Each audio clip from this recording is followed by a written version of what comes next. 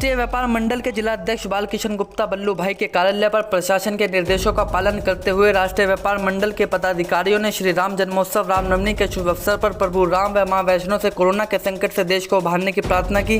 राष्ट्रीय व्यापार मंडल की टीम ने गरीबों को खाने के पैकेट व मास्क बांटकर सोशल डिस्टेंस का पालन करते हुए मानव सेवा का संदेश दिया। इस अवसर पर राष्ट्रीय व्यापार मंडल पदाधिकारियों ने देश के प्रधानमंत्री मोदी द्वारा 18 साल से ऊपर वैक्सीन लगवाने की घोषणा का स्वागत करते हुए सभी देशवासियों से अभी व अपना समय आने पर वैक्सीन लगवाने की अपील की। इस अवसर पर पंडित राकेश शर्मा, पंडित अशोक भारतीय, तरुणिमा श्रीवास्तव, अजय सिंगल, प्रदीप चौधरी, एसके चौधरी, संजय गोयल, नीरू शर्मा, विक्रांत चौधरी, अनिल चौधरी, कमल शर्मा, राजीव शर्मा, महेश शर्मा, शैली बाबा आदि उपस्थित रहे। गाजियाबाद से सिटी न्यूज़ के लिए विशाल रावत की रिपोर्ट।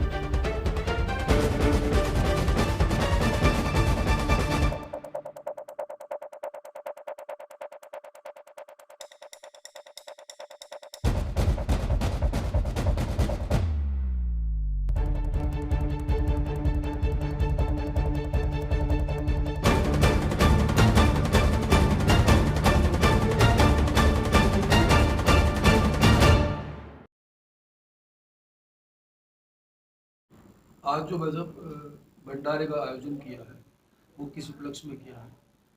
ये जो आज रामनवमी है हमारी हिंदुओं का पर्व और माता रानी के जो नवरात्रे समाप्त हुए हैं, तो उसके उपलक्ष्य में हमने राष्ट्रीय व्यापार मंडल की तरफ से अपने सब भाइयों के सहयोग से ये प्रसाद वितरण का कार्यक्रम किया है।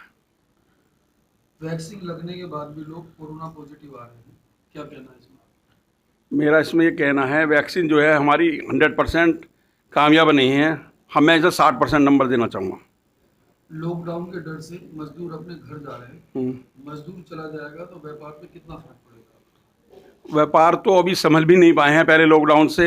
व्यापार तो और अभी दिन पे दिन गिरते जा रहे हैं। सरकार ने हमारी कोई मदद नहीं कर रही है। व्यापारी भाई त्रस्त हैं हमारे व्यापारी। कोरोना के लिए क्या अपील करना चाहेंगे? कोरोना के लिए मैं ये अपील करना चाहूँगा कि सब लोगों से ये रिक्वेस्ट है, प्रार्थना है कि मास्क लगाएं, 2 गज की दूरी रखें, कम से कम घर से बाहर निकलें। अगर ज़रूरत पड़े तो जाएं, नहीं तो नहीं जाएं।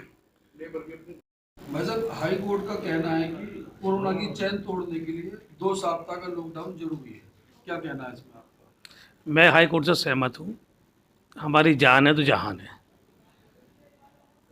हम अपने घर पे सुरक्षित हैं। बाहर निकलने के बाद हमें अब दोस्त दुश्मन का पता नहीं है।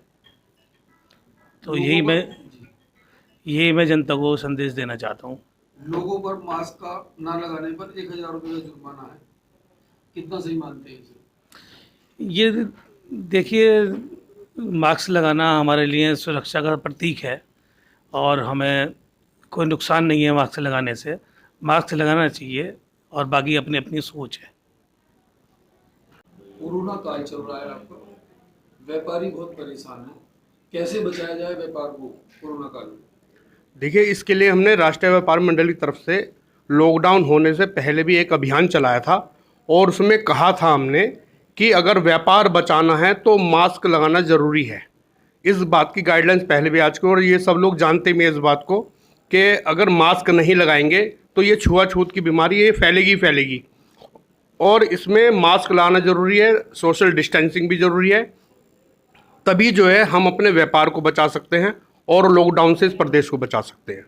प्रदेश सरकार ने 2 दिन का लॉकडाउन शनिवार रविवार पे लगाया, कितना सही मानते हैं? मैं इसको बिल्कुल सही पहल कहता हूँ। गवर्नमेंट ने जो ये कदम उठाया है बहुत अच्छा कदम उठाया है, क्योंकि अगर व्यापार को बचाना, अगर वो पूरा लॉकडाउन लगा देते हैं तो कहीं ना कहीं हमारी अर्थव्यवस्था चरमरा जाएगी। लेकिन 2 दिन के लॉकडाउन की वजह से भी आज की डेट में हमारी लेबर जो है पलायन करना शुरू कर दिया है। हमारी जो लेबर है उसको कहीं ना कहीं व्यापारियों पे या हमारी सरकार पर विश्वास नहीं है।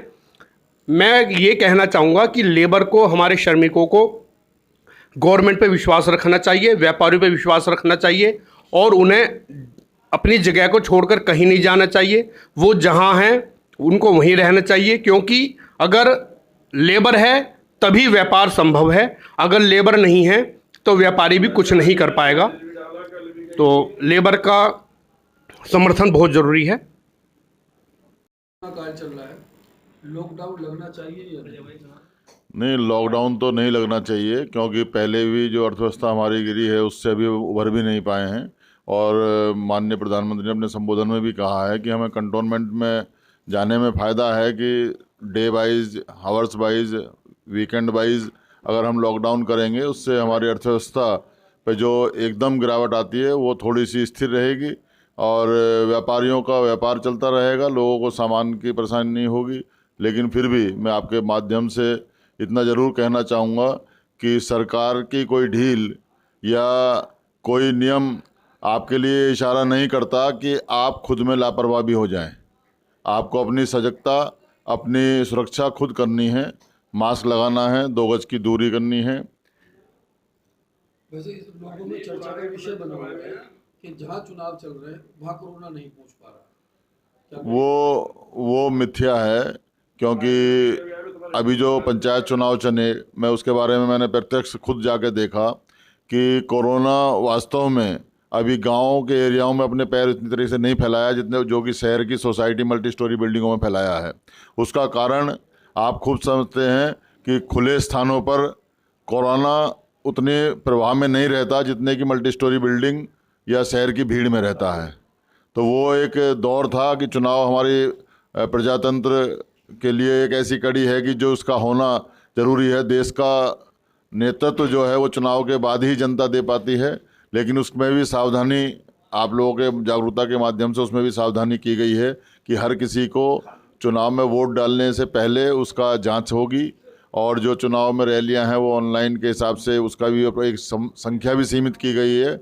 मैं इसमें आप जैसे सभी लोगों की जागरूकता के लिए आभार प्रकट करता हूं कि आपकी जागरूकता ने, कुछ हमारे व्यापारी साथियों ने, देशवासियों ने जागरूकता दिखाई थी। राजनीतिक लोगों को आपके निर्णय पर आना पड़ा और उन्होंने एक नियम बनाकर इस चुनावी पूरी प्रक्रिया में अपनी भूमिका निभाने का आश्वासन दिया है।